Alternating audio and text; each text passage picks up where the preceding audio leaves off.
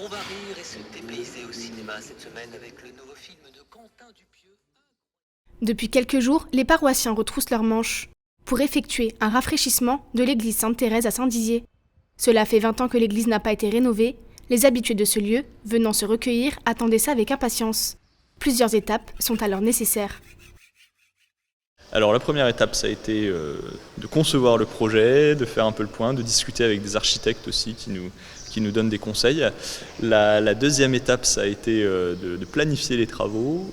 Il y a eu une première étape samedi dernier où on a vraiment nettoyé, préparé les supports, poncé, monté la structure en bois qui supportera la nouvelle icône. Et puis aujourd'hui, on est en train de mettre la première couche. Et puis bientôt, on mettra la deuxième couche et on montera ensuite l'icône quand elle sera prête. Des travaux qui demandent de l'aide supplémentaire, car au-delà de l'aspect physique, il y a aussi des travaux de réhabilitation, comme le plafond ou encore la pose de bois. C'est là que la mairie de Saint-Dizier intervient.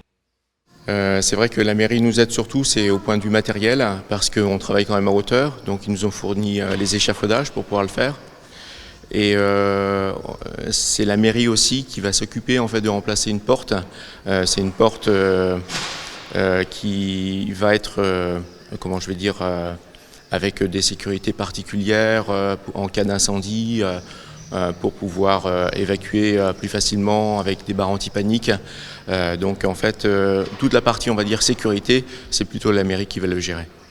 Si la paroisse travaille main dans la main avec la mairie, il y a aussi les Chevaliers de Colombe, un mouvement catholique réunissant 2 millions de membres à travers le monde, dont plus d'une dizaine à Saint-Dizier. L'initiative, c'est un ancien chevalier de Colombe qui est arrivé sur Saint-Dizier, qui nous a sollicités. Et puis le projet nous intéressait parce qu'en effet, on est,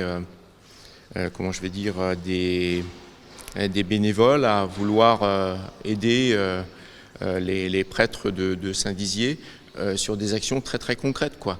Donc moi je me suis senti tout de suite impliqué, ça me plaisait bien. Avec la volonté de tous, les travaux devraient se terminer d'ici quelques jours. Les paroissiens ont hâte de pouvoir montrer le résultat final, surtout pour accueillir prochainement un futur prêtre.